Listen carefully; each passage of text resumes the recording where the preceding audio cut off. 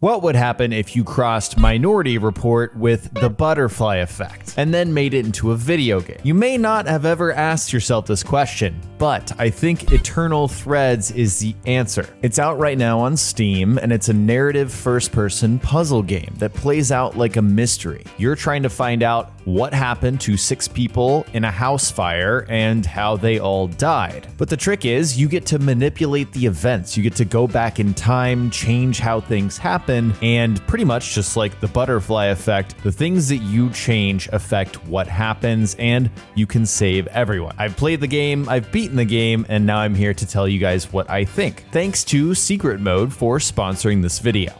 So what are you doing in Eternal Threads? I said it's a puzzle game because that is what it is. In terms of gameplay, think of it as one big game of brain dance from Cyberpunk, but a lot less confusing and annoying.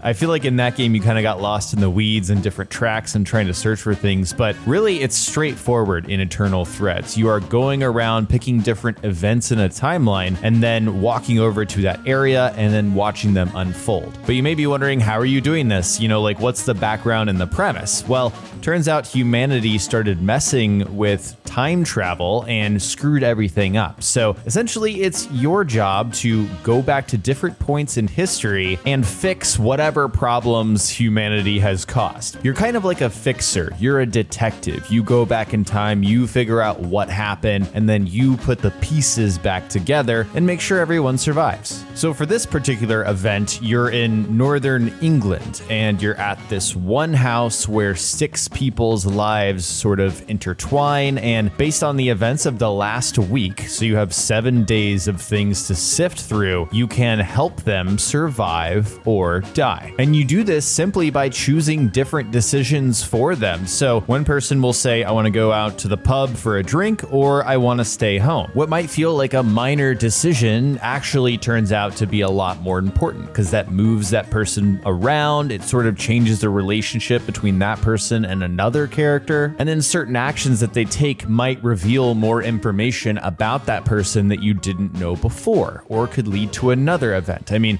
when you think about it, it kind of feels limitless about which direction things could go. At first, I was pretty intimidated by that idea. Like, how am I going to keep track of all this? But luckily, the timeline comes into play, and it's pretty easy to use once you mess around with it. I think for the first hour, I was kind of like, what is this? How does this work? But as you keep playing and progressing through the days and unlocking different events, it's very clear how these things connect and which events have certain decisions and which events are just kind of extra context. The basic premise for this period in time is you're in a house, and most of the people there are in university, so they're college-age kids, and there is a fire that happens in the middle of the night, and you kind of have to navigate through their lives, their families' lives, and sort of pick up the pieces and make sure that they're safe. Some of these characters have secrets, and a lot happens over the course of 7 days, to the point where I'm trying to think back through everyone's storyline without spoiling it, and yeah, there literally is so much going on. There's things some characters just don't want to tell other characters, and you kind of have to massage those situations and try to find ways to bring these people together or pull them apart, because hey, maybe it's better if they, are in a certain state of mind, therefore they are safe, rather than the wrong state of mind that gets them killed. And that's an interesting part too, because once I finished this game, I was expecting there to be like a golden loop from Deathloop, right? Where there's one perfect way to finish that game. There is a perfect way to finish Eternal Threads, but actually you just need everyone to survive. So when I finished the game, I got the optimal outcome just for Tom. So that's just for one person, but everyone else still had multiple ways of surviving the night, which means if I want to, I can go back and sort of change and manipulate all of these decisions over the course of a week and try and find the best outcome for everyone. And one special thing I wanted to shout out is the voice acting. It's awesome. I think a lot of games don't really hit this level of nuance with their characters, and also just like believability. Sometimes it sounds like voice actors in other video games are delivering a line in a play, or like they're talking like I am to you right now, instead of feeling natural, like they're talking to another human being. I think they did such a good job directing the voice actors in this game. And at the same time, I think the voices are just good. They're talented. So, between Jenny and Tom and Linda, Neil, all of these characters, Raquel, I believe that these are real human beings after watching and listening to them for 6 or so hours. Like, there's no question about it. It's really authentic and they did a great job. What's also cool is that you don't have to play this story from start to finish. You can actually jump in the timeline from one point to another, like skip complete days even if you want to, whenever you want, and then the choices that you make, you can change whenever you want to. So you're never quite locked in, and that makes sense once you start playing the game and understanding that you're like from the future and manipulating the past. When I played the game, I chose to play it from start to finish, just like chronologically, it made sense to me. But once I finished the timeline for the first time, 3 people were still dead. So I had saved 3 and there were still 3 dead, which means I needed to go back through and explore different decisions I made. The cool part is you can use the timeline to filter through different characters based, solely on things that happened to them. So in my first run through, Neil was still dead at the end. And I was like, what the hell? We need to save Neil.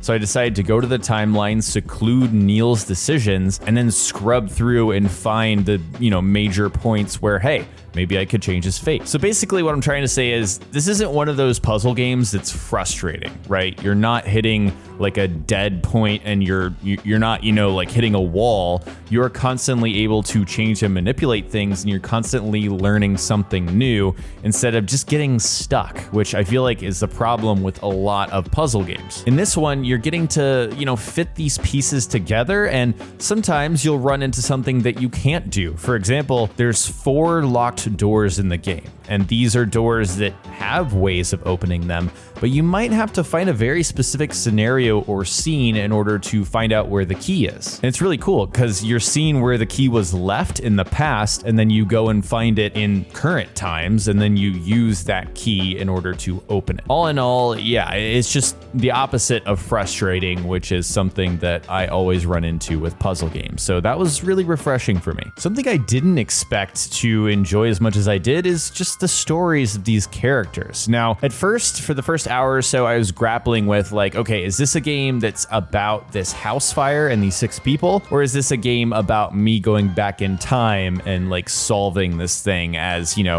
43 is what they call you? And I would say it's definitely the former. It's definitely about you going back in time, but really the star of the show is these characters, and their story arc over time and how you're able to just like tug and manipulate and sort of change their fate. One example, without spoiling anything, one character has anger management issues. For my first run through, when I got to the end of the timeline, I didn't really resolve those anger management issues. And I was like, okay, I must have done something wrong. So I scrubbed that back through and found specific points where I could have, enlisted help from that person's friends instead of just let them deal with their anger issues and spiral out of control. In another scenario that really surprised me, I had 2 characters sleep with each other.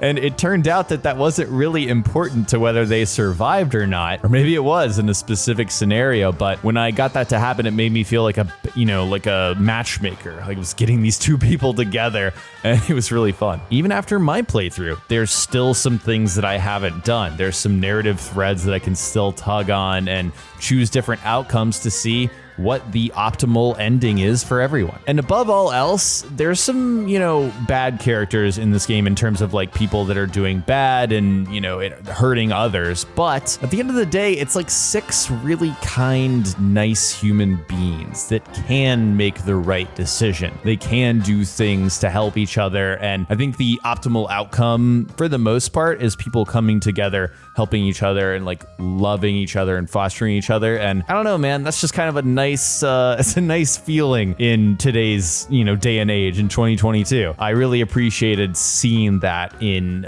video game form. If you're wondering what kind of replay value Eternal Threads has beyond sort of what I mentioned before about going back and getting the optimal outcome, I think that's about it. And I don't know if they plan to like release DLC or something, like new stories, but to me it seems like they've got a really solid foundation for more stories, because you're this guy who has as you're in the future, you have the technology to go back in time and change things to save lives. I think it's a really compelling idea, and it's kind of Assassin's Creed-y at the same time. But this story right here really just does feel like one story. It's one story that takes, I don't know, it took me 6 hours to get through, but I've seen some estimates of like 8 to 10 hours if you like really go slowly. It takes that long to get through, so it's not a terribly long game. But what I'm trying to say is there could be a sequel easily. There could be DLC easily that just gives you another story to solve, and I'd like to play that. And then an extra final note I want to give you guys. The visuals on this game might make it seem like a horror game,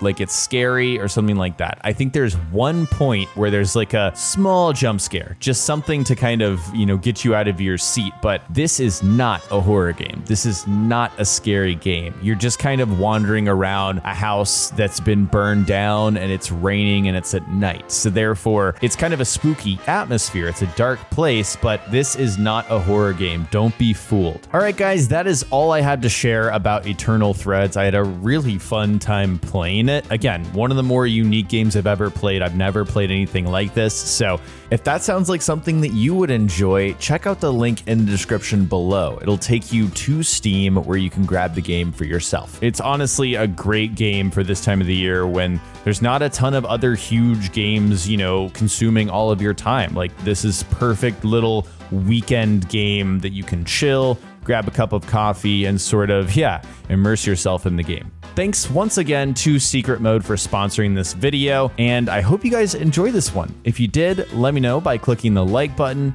Also, subscribe to the channel so you don't miss my next one, and hit the bell to receive notifications so once again you're able to watch my next video. Thank you guys so much for watching, and I'll talk to you next time.